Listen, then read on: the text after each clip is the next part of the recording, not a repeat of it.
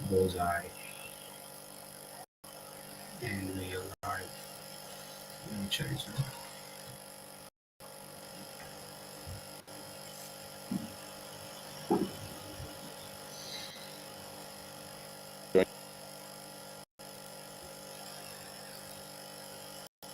Can you confirm? Tell them if they can confirm.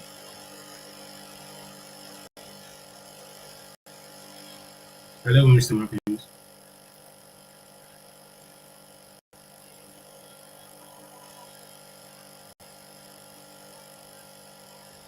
Can you hear me, sir?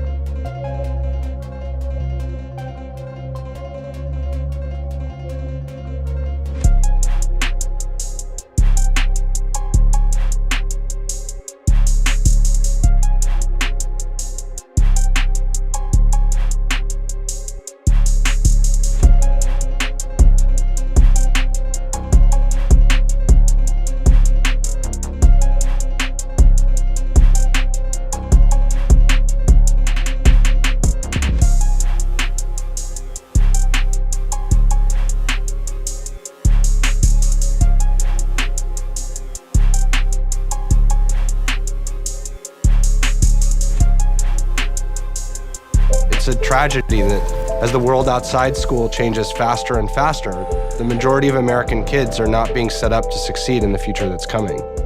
We're entering a world where there's not a lot of value on just kind of sitting there and doing what you're told. Increasingly, a computer could do that kind of stuff. We are eventually going to create a new model of education suited to the 21st century instead of the last half of the 19th century. This is going to happen. We're just trying to make it happen sooner.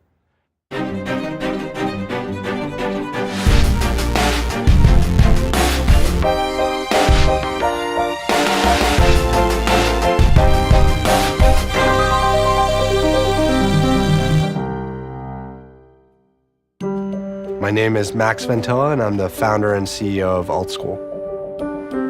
Working in Silicon Valley and being at Google and living here, it's kind of impossible not to have it shape your worldview and to believe that a mission-driven technology company can have an incredible impact beneficially on the world.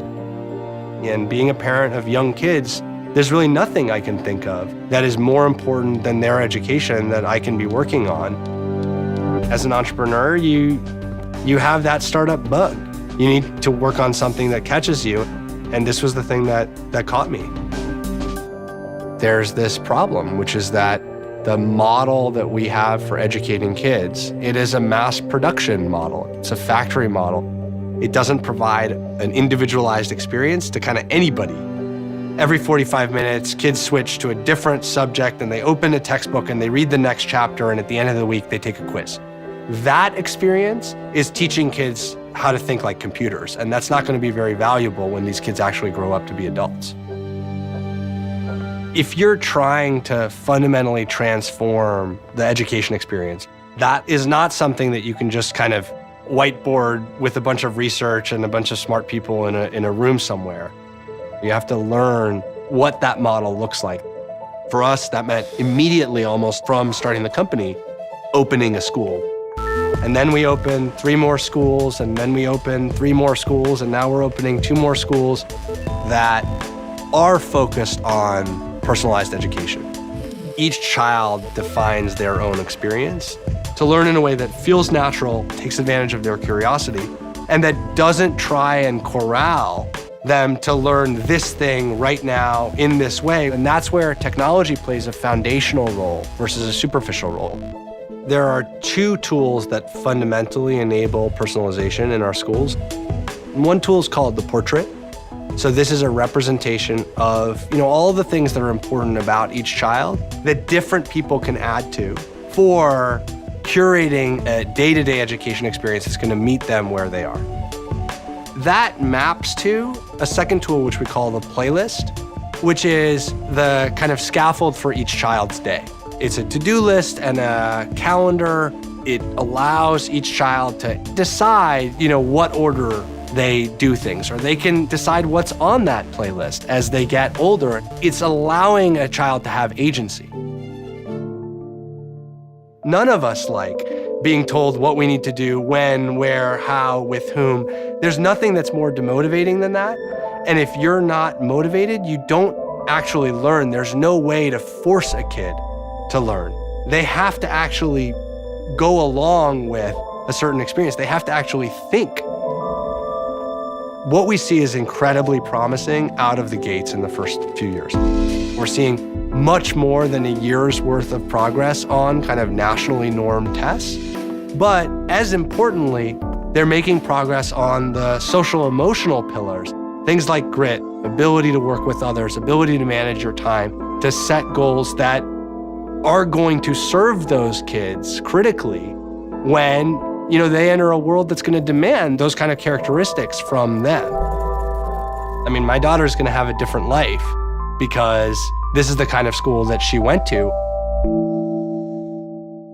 And I love this Bill Gates quote that humans tend to overestimate what we can accomplish in a year and underestimate what we can accomplish in 10. First year probably costs us $100,000 per student. The next year, it's like $60,000. The next year, it's like $35,000. This coming year, it's like $25,000. I think that when you get down to about $15,000 per student, Now you're in the realm of the kind of median experience in lots of parts of America. There are lots of public school districts that spend way more than that on average.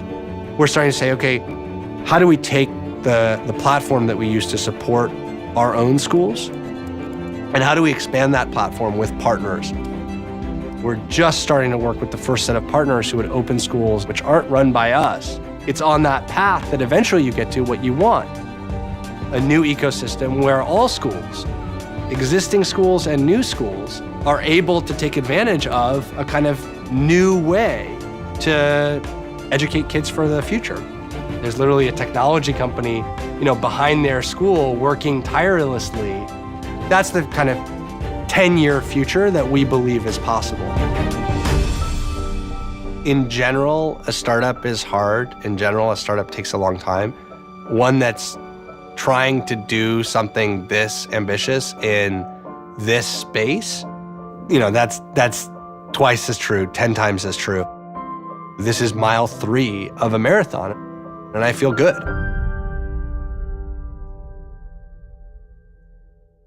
Hi, my name is KGD. I'm Favored Peter, and I am the co-founder of the Basket Foundation. We are committed to leveraging technology. Hi, my name is KGD. I'm Favored Peter, and I am the co-founder of the Basket Foundation. We are committed to leveraging technology to bridge gaps in the educational, health, and entrepreneurial sectors of Nigeria and Africa. And we are very committed to Africans, especially African in Africa. And today we came here to do our first project of the year, and that is we are offering 1 million naira scholarships to students in Christian high school year in Nigeria.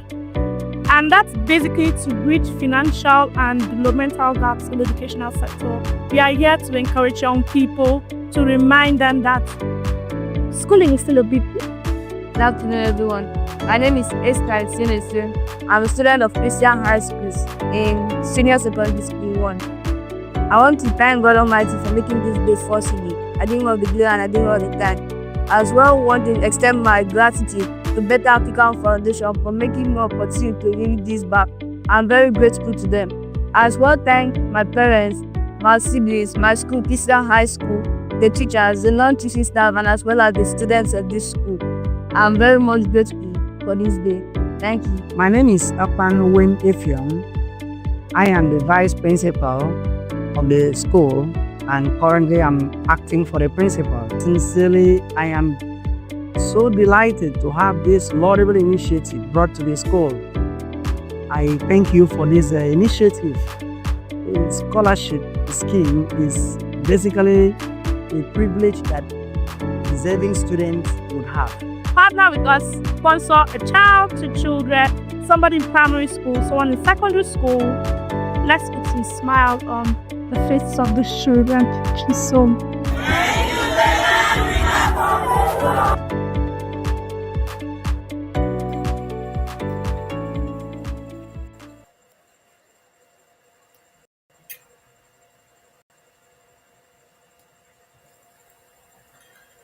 All right, that was a wonderful. Good day, ladies and gentlemen. You're warmly welcome to the Better Africa Growth Series. As we all know, the series has been facilitating for about a few weeks now, and it's a platform designed to spark bold ideas and bring to spotlight the innovative solutions for Africa sustainable progress. So I'll be your facilitator today. I am David Femi James, and I'm excited and honored to be your facilitator for tonight's webinar. So, our theme for today is reimagining education in Africa and the role of technology for Africans.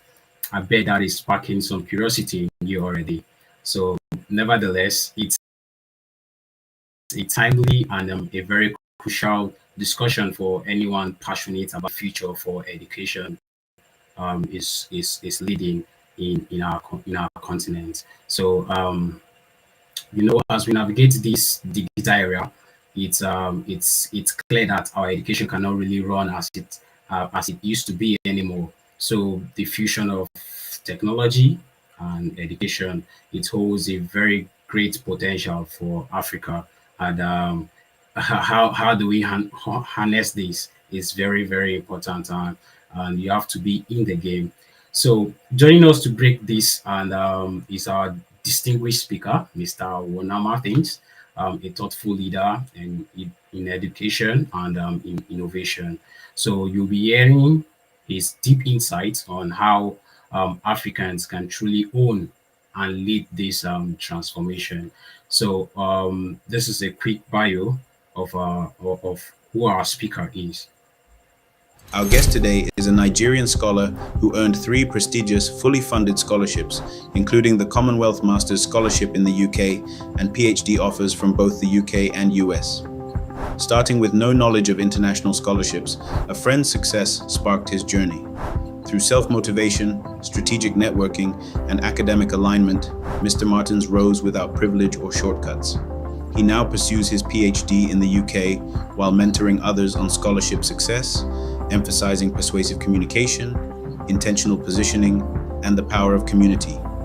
His story proves that resilience and strategy can turn global dreams into reality. Now let's welcome to the Better Africa Growth Series, Wonah Martins Odey.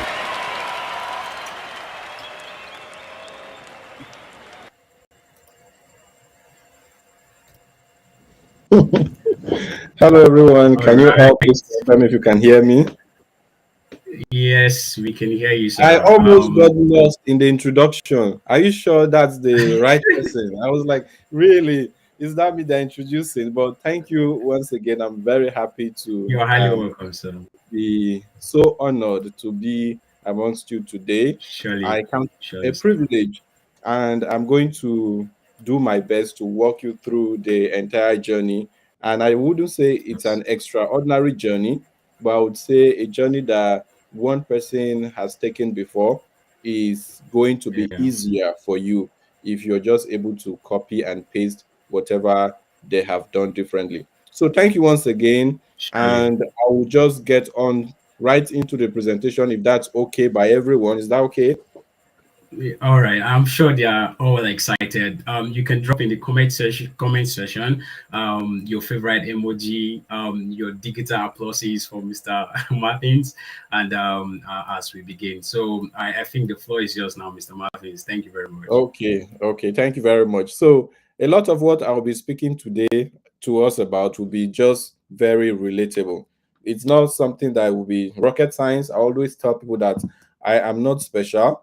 I have only been able to maybe copy great people, but I am not special. And I think you all have what it takes to even do better than I have done. So I will just start by going through what we will be talking about today. I have about 40 to 45 minutes, and I intend to just stick with that. And we want to start reimagining education in Africa. And by reimagination, we are simply talking about walking back, taking a step back to look at how things have been and how things could be. So this entire journey would start from you just using more of your brain power, I would say. This is not just about grades. I just want you to be, for us to be clear on that. It's all about linking the dots. And I bet you, if you are in this conference and you are able to prioritize linking the dots and prioritize alignments, you will do better than someone that has the best of grades that you've ever known. So I would like to approach this from the area of technology, access, power, connection, quote and unquote connection. Some people like the word connection, but it is being abused. But you can maybe title it as awareness. So the journey for me has been a one of using everything that I have access to get the best thing available. So this is what I mean by everything I have access to. For instance, if I was to look for a scholarship, which I started looking for, say in 2021, I would simply ask myself a very basic question: what tool? What tool can help me chunk out the best work, best essay. Tool. I did not say, oh, what grades, what whatever. The tool there could mean technological tool. It could mean someone who is better than myself at expression when it comes to writing of essays. It could be maybe connecting with a mentor. It could be many, many things. That would be the first question. I always concentrate on tools. If you're using the wrong tools, if your tools are not sharp enough, you're not going to be able to connect the big divide between education and whatever you're looking for. So I'll give you a backstory. I was this guy who graduated like everyone else, and I started hearing of scholarship when I was already a core member. If you don't understand what a core member means, it's just like your national service, your compulsory 1 year service in your respective countries. So when I started looking for those scholarships, I found out that people that won those scholarships had tools. They had tools. You can write that somewhere. People that win scholarships have tools. One of my mentees just won his scholarship. Is coming to University of Edinburgh, fully funded Mastercard scholarship, and I can't just keep calm because she used tools and we use tools as well. So some of these tools are the things I'll be unpacking today for you. Okay, so I was this guy that was basically just looking for quote unquote a means a means to hammer or a means to make it in life. And I asked myself, I sat down and I started asking myself deep or deeper questions. And I asked myself, if they were to pay you for something right now, what do you think they would pay you for? Not what you love to do. Get my point. Not what you have passion for, not your perspire to aspire. What do you do so well in school that people commend you for? And I found out that I was writing. He was writing. And having written many press statements in university, I decided to link the dots. Remember what I told you about linking the dots? Link the dots. And I started saying, oh, maybe if I could write for myself, if I could write maybe for a scholarship funding opportunity, maybe I will be considered. And that was how I tried it in my first time and got awarded the Commonwealth Master Scholarship. And so I want to ask you to start reimagining how you want to connect your own big divide between education and access and power and what have you. If you know that you are educated, we are all educated in different forms. By education, I don't mean just good grades. If you know you are educated, you are able to express yourself at a particular level, whether through speaking or writing. I want you to start linking the dots and start thinking about markets. Start thinking about markets. Where can this education take me to? For me, I did not say good grades, remember. I said writing was mine. So the pen for me will always be mightier than the sword in this case. And I decided to engage with my pen. I may not be the best when it comes to interviews, but I know I can maybe write a bit.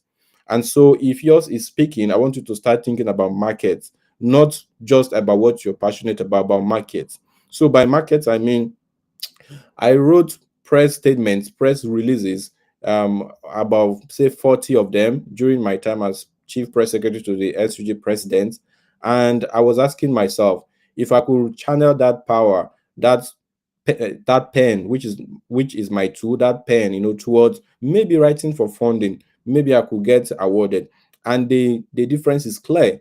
The difference is really, really clear. And I want to speak to you about your own kind of tool. During my time, there was no AI. During my time, there was nothing for us to rely on. I went back to read my scholarship essay and I saw that I still had typos. And I had to give my life back to Christ again because that was a bigger miracle. And I was asking myself, how did you even scale through, even when there were typos all about? But I guess no one better than me applied that year. That was why I was lucky. I'm just guessing. So I'm trying to ask you to start thinking about how you can link your educational tool or tools to the larger market. A market can only pay you as far as it can pay. So many of us have amazing talent, many of us have amazing tools at our disposal. The bigger question is, what are you using those tools to do? which takes me to the next point about technology. Technology is an enabler. It's not a savior. It's not a servant that will serve a lazy master. Technology is just an enabler, and I want you to start looking at the things, tools that you've picked up from your learning, your educational background, and start looking at how you can deploy them. So I'm going to give you practical examples. Now I'm saying technology is an enabler. One may ask, what kind of enabler? So we all know about ChatGPT. We know that ChatGPT is here to stay. We know that many universities like mine have brought out the AI use policy, in their documents. And what that tells me is even the schools recognize that AI is here to stay. And what they are trying to do is to regulate its use and to be the sort of digital referee on what is good, what is not good. And some scholarships bodies too are beginning to ask, did you use AI for your essay? You just have to declare, you just have to say yes or no. So now that ChatGPT is here, I wouldn't advise you to apply for any scholarship without using a tool of critical thinking, such as ChatGPT, to at least push your reasoning further. Remember, I said it's an enabler. So, what I am telling you to do is to first get some of these kind of tools like ChatGPT, ChatPDF. You can reach out to me, or praise God, after now I've given her some of the tools that will help you play your game at a much more higher level. So I use myself as an example. Right now we run an organization called Grad Admission. At Grad Admission, what we just do is to help deserving students get fully funded scholarships to Europe, to America, all over the world. And one of the mentees I was speaking about is one of those who we just worked with for about 3 months, and now she's coming to Edinburgh, fully funded scholarship. She was making a joke yesterday that she was going to bring Afang for me. I was like, oh, no problem. Bring Afang, and also bring 10% of all your income. Okay. So that aside, what we do at Grad Admission is to provide the digital tools that will help students succeed. So at Grad Admission, we have platforms like, say, Quillbots. We have platforms that are designed just to help people read faster, just to help people read faster. Say, for instance, you've been given 10 books, 100 books to read by your professor, and you need to submit the work, say, in 3 days' time. There's no need for crying out loud, going through every line just to get one meaning out of these books. You can plug this in to a digital tool that can get you the main points there, and you use your judgment. Like I said, technology is an enabler. It's not coming to save anyone. So if you rely on it to save you, it's going to become robotic. And you know how robotic outputs sound. They are not human at all. So if you maybe lean onto Chat PDF, I'm giving you one of them now. It's called Chat PDF. My professor gave me this, and that's why they continue to lead us in research. So even professors use these tools. That's why they're able to chunk out very good research outputs that we rely on. We down south, southern part of the world, we rely on because they use tools, and you cannot compete with someone who uses tools. Check it anywhere. And the more sophisticated your tool, the better. So at Grad Admission, we use this kind of tools to help students get ahead. When they're writing their essays, for instance, we have special subscription for Quillbots. I don't know if you know about Quillbots. That helps them check for plagiarism, check for AI generated content. Students in the UK and US are on our platform using the same thing to get ahead. What that does is, if you're competing against these guys, you're not going to stand a chance. For instance, one other service we render at Grad Admission is to use AI, sophisticated AI, to engage ourselves in critical thinking. And that was one of the things we did for the mentee I said is coming to Edinburgh. We use AI to challenge some of the lines of arguments. in her scholarship essay. So you cannot compete against this kind of candidate and think you stand a chance, because you actually don't.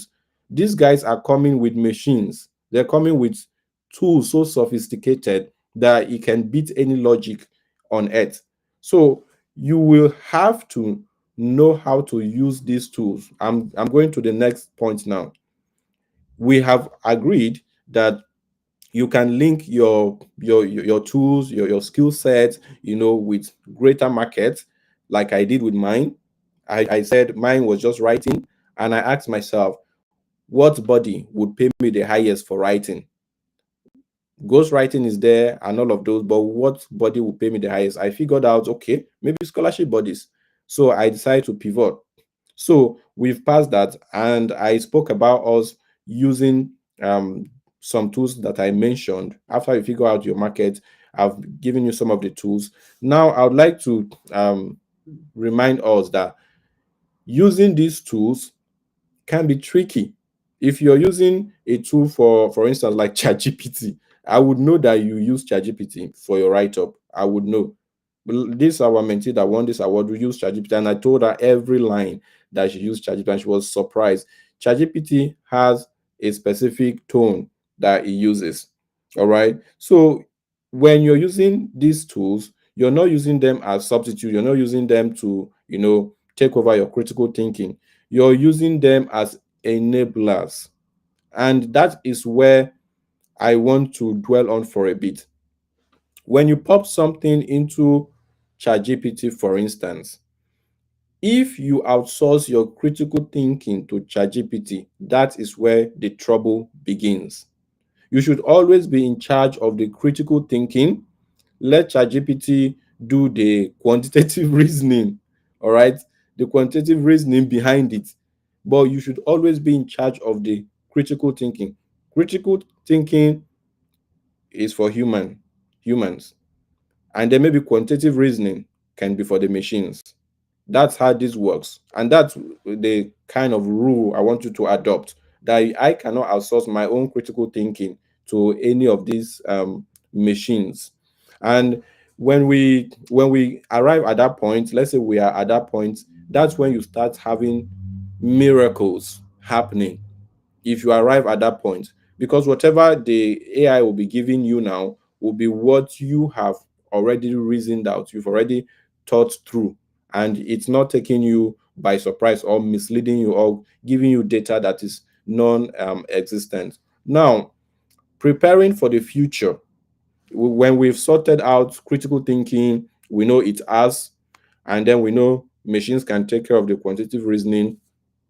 We will now be talking about preparing for the future. I want to give you an idea of what's happening at the moment. In Nigerian universities, for instance, AI is totally banned. I have siblings in Nigeria, and all of the tools we have at grad admission doesn't have any use for them, because they have to still do their thing, I should say, manually in the analog way. But I'm just thinking, when I converse with the students here, by the way, in the United States, when you're admitted to a PhD program, you need to teach the students, you need to grade, you need to you're basically doing the work of a professor or an assistant professor. So you get a chance to weigh their IQ, to know how they reason. And I'm thinking 5 years into the line, when these children graduate from the US, from UK, from Europe, and then my own siblings graduate, what do you think will be the game plan in the marketplace? The professors in the US are already using AI, and they're the ones that are teaching us to use the AI. And in Nigeria, in some universities, AI is banned, totally banned. You cannot compete. That's just what the market is saying. So I'm trying to tell you that the future you are anticipating is not secured if you have not wholly embraced AI. The future you're dreaming of doesn't really exist at all if you've not been able to embrace AI, and you're already maybe building something with it, already. So our community at grad admission is even powered by AI. We don't frown at it. We welcome it. We embrace it. We use it to, make our work easier. And then the results speak for themselves. We don't make all the noise, but the fundings keep coming.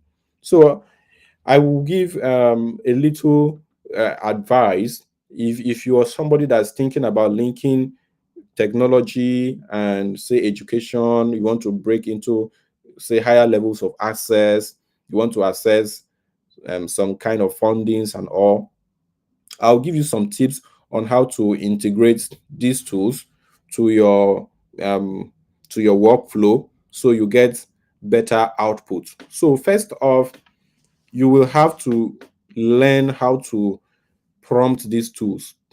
Learning how to prompt these tools will be your first assignment. So let's say you are applying for a grant. You run an NGO. Grad admission, by the way, got a grant from Enterprise Group. We got a grant to help students in their educational pursuit. So I was just thinking, how about other organizations that applied for the same grant but didn't get, but we used AI to help us. We used AI. So let's say you run an educational organization. You want to break into new levels of access. I would like you to look at the bodies that will fund you, um, bodies that are looking for you, so to speak. By looking for you, I simply mean, let's say you have an organization called Education for All Initiative. And what you do is to fund widows, to fund single parents, to just fund people like that. I would like you to first ask yourself what bodies actually fund these kind of organizations that I run. Figuring out of markets, which I taught in the first time, right? You're figuring out markets. What bodies? You need to start moving away from your local churches, local mosque. uh, you know what I'm talking about. You need to start looking at global bodies and to position yourself as such. Once you look at those bodies, you figure them out. The next thing will be to look at former winners. How do former winners look? Former winners of these awards, can you check out their pages? Can you check out how intentional they are with holding sessions? Can you check out how the onboarding process for them works? If you can check that out, which is very simple to figure out, by the way, you position your organization to like that, and you're able to do proper workflow, branding, organizational setup. You get all your paperwork worked out. The next thing is to engage your tools. You learn how to use the tools, then you engage the tools. Please don't do anything else outside engaging those tools, because the game is now on a level where if your reasoning does not beat the ones of machines or those that use machines, you may not stand a chance. So when you get these tools plugged in, you can use chat pdf. You can just check it out, chatpdf.com. You can use chat gpt, of course. You can use petal. There's one that's called petal AI. You can use petal as well. All of these are tools that you can just jump on them and then start prompting them. When you want to prompt these tools, you look at the criteria, the application criteria of the funding body, and then you come back and you start prompting and telling the AI all about your organization. You can upload some paperwork and telling it to bring out this kind of essay or this kind of essay that directly addresses this question. You can even cite situations where maybe you've gone on outreaches. For instance, you visited schools, you shared some textbooks, writing materials, you held sessions, you trained people, how to have better grades, how to balance work and school. You can start, or giving orientation to the AI and asking it to tailor this application to what would, make you very competitive. I have to give a warning here. Don't copy and paste. Never ever copy and paste. Let the wordings come out from your own writing style. AI, like I said, should do the quantitative reasoning, verbal reasoning, whatever. Let the AI do it. But you should be in charge of the critical thinking. So you should tell your story with your own voice. AI has a voice.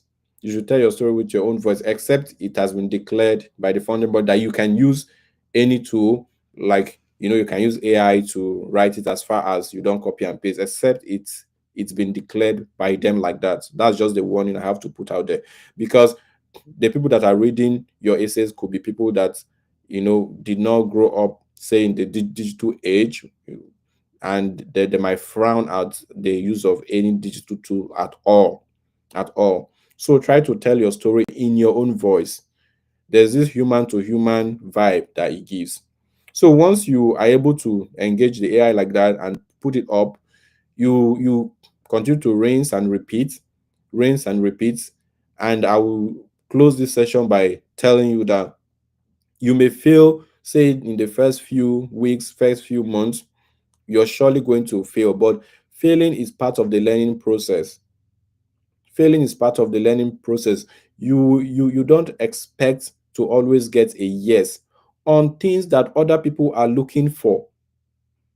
So don't put yourself in that psychological position where a no will just shatter you, shatter your organization, and shatter everything, all the dream.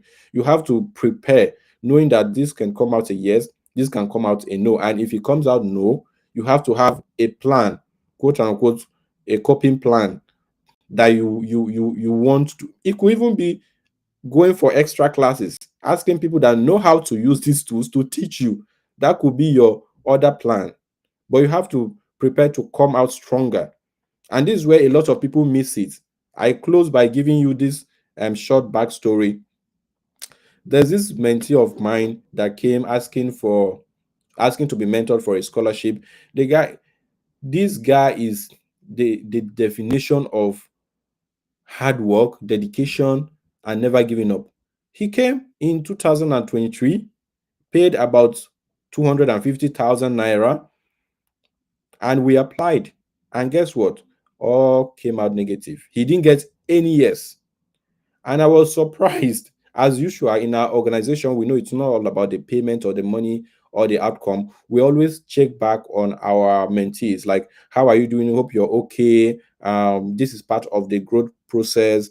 And he came back, paid another money, hundreds of thousands of naira again in 2024. And with this one, we gave our all. Like, we applied to about, is it 6 schools for Commonwealth scholarship? We applied and applied and applied. Guess what? Nothing came out of it. All negative.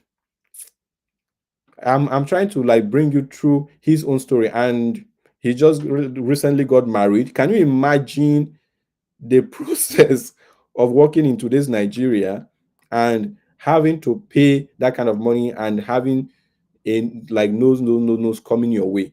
And it's not that you're doing things wrong.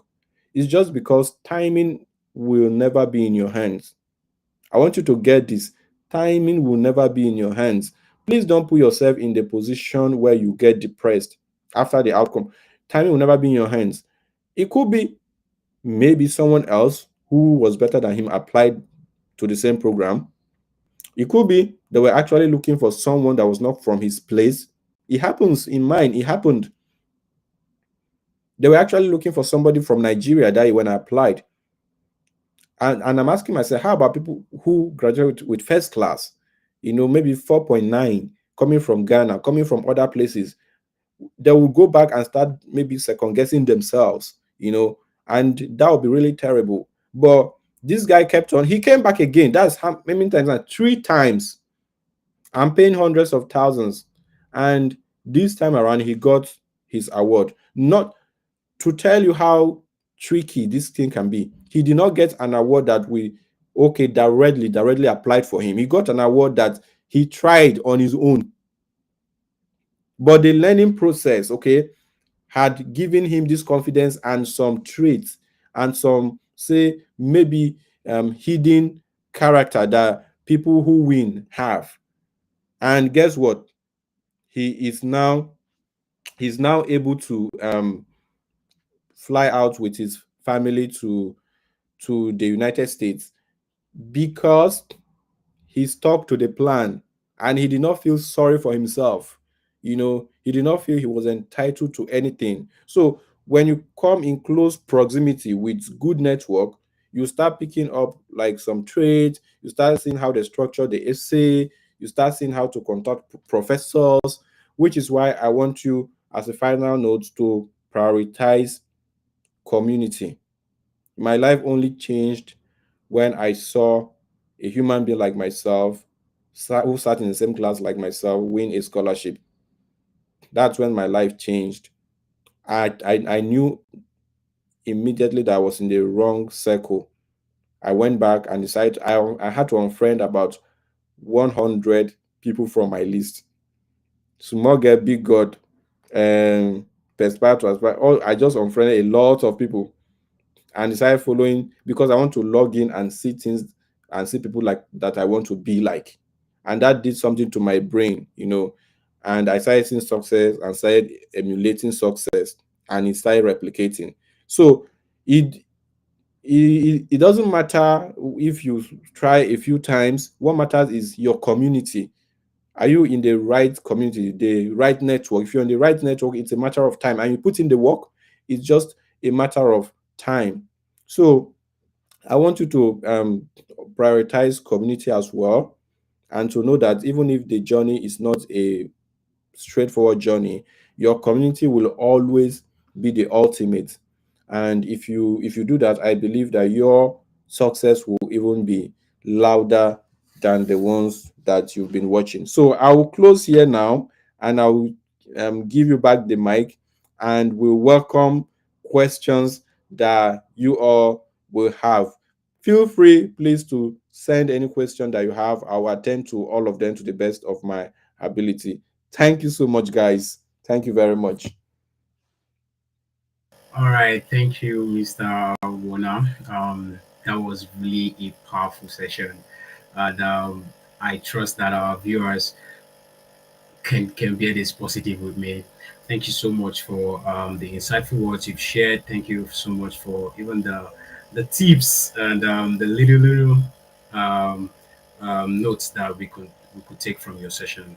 So I believe we have a few questions, and I'll proceed to asking from the first one. It says, are there any scholarship opportunities for BSc or international exchange programs for undergraduates um, overseas? Yes, there are lots of them. There are lots of them for BScs, but you have to be exceptional. BScs are not common and not popular for a reason. So you have to be this academic whiz kid that can show, maybe through your community work or through your senior school certificate exams results, that you have what it takes to study with the children who graduated from Princeton, from Yale, and then who have their high school in, say, somewhere in Oxford. So if you have that kind of background, I am telling you, you can strike it. If you have that kind of result, you can strike it. But there are lots of them. Yeah. All right.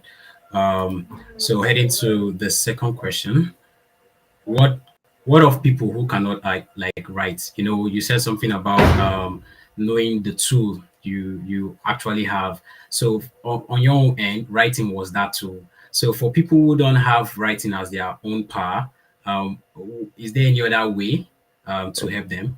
Okay. So I always tell people that there are three superpowers in the world, and the super rich, wealthy people and smart people have either all three or at least two. One, persuasive writing, persuasive speaking, persuasive acting.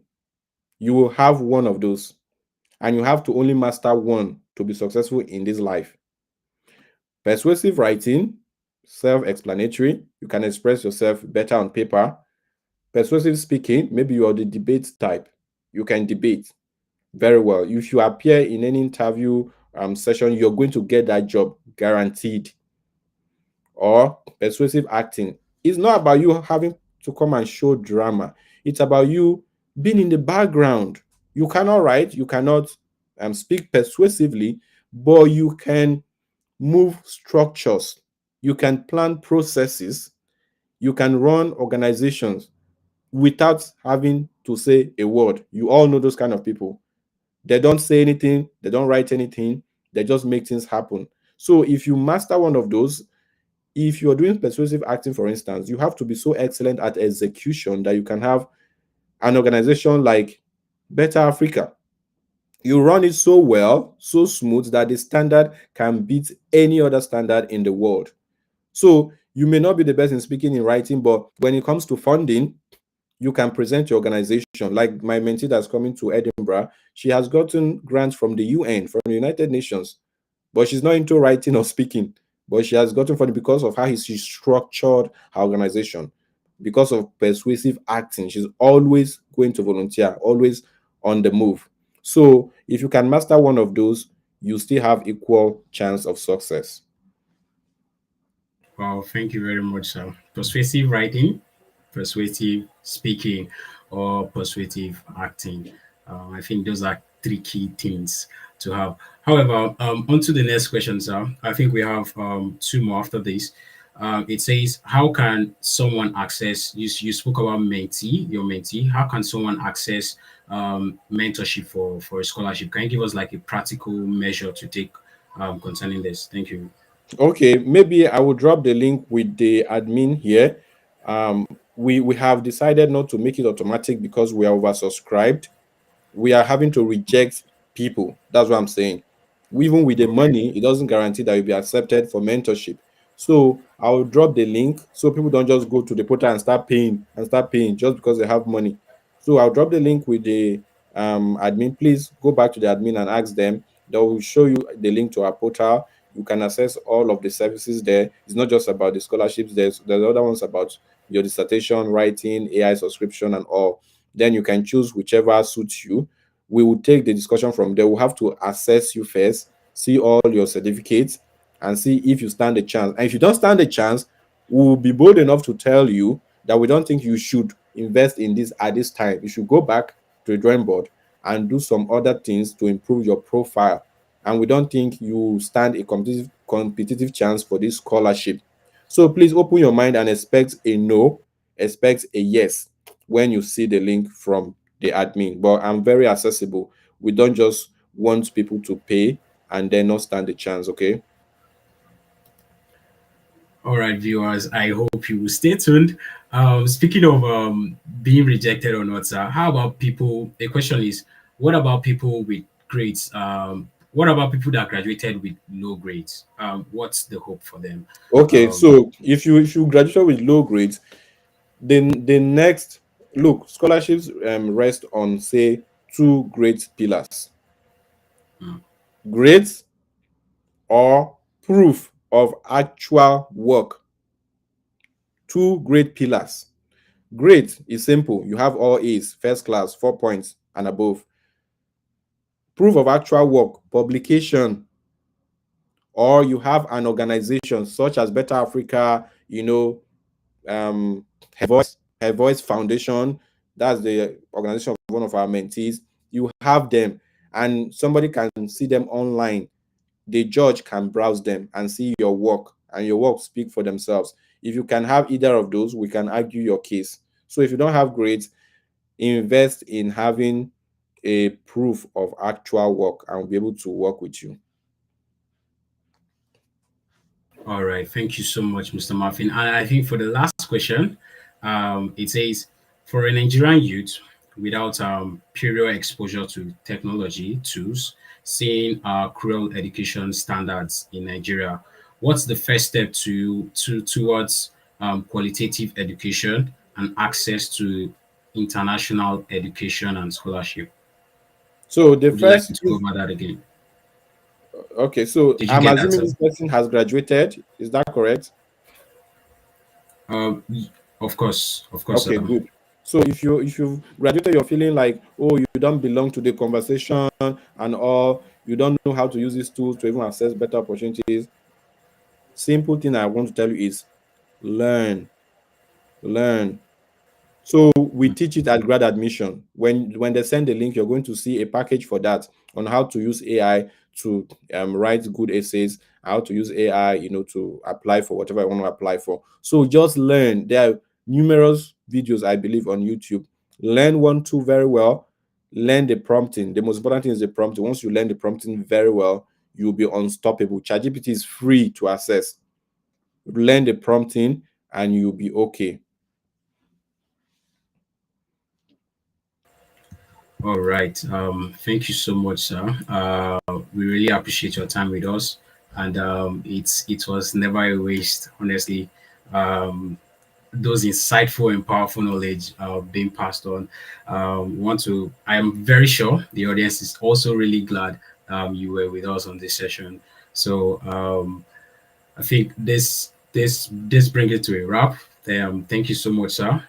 We hope to maybe have you one time again in any of our growth series.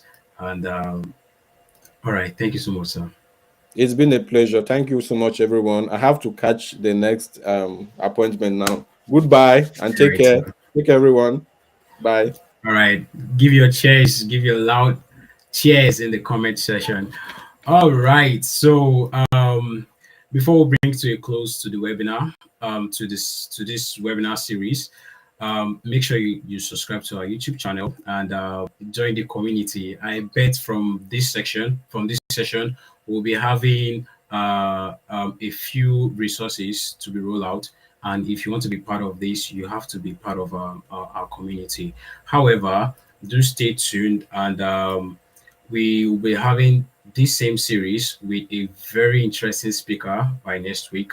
Um, the speaker will be this same time, yeah. So make sure you're following us on our YouTube channel and following up on our community. So do stay tuned and do have a wonderful evening.